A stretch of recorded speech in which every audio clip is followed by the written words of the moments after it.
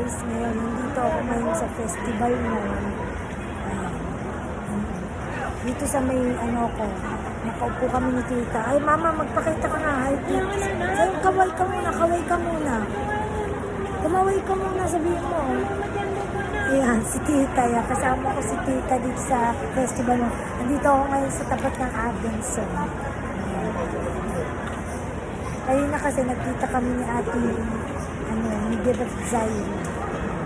Dito sa, sa may festival, dito sa may McDo kami. Kami nagpunta kami. Nandito naman ako ngayon sa Abenson. Sa Abenson ngayon. Ayan guys. Nandito ako ngayon nakaupo na. Tapos mamaya umingayin kami ni tita. Ayan. Kamusta naman ang araw niyo guys? Ayan. Happy birthday to me naman guys. Ayan.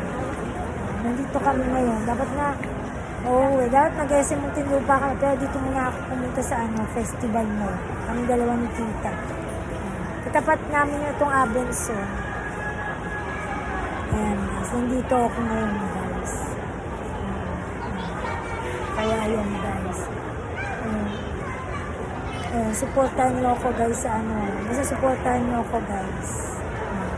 Sa aking mga vlog, tapos mga video. Ayan.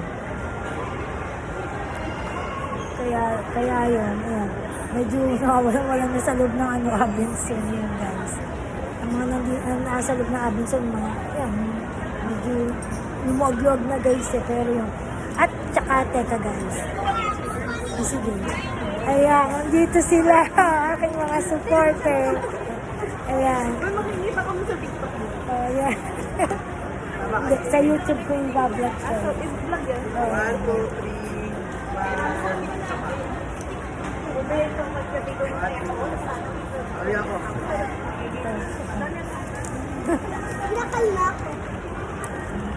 Bye-bye. Ayan.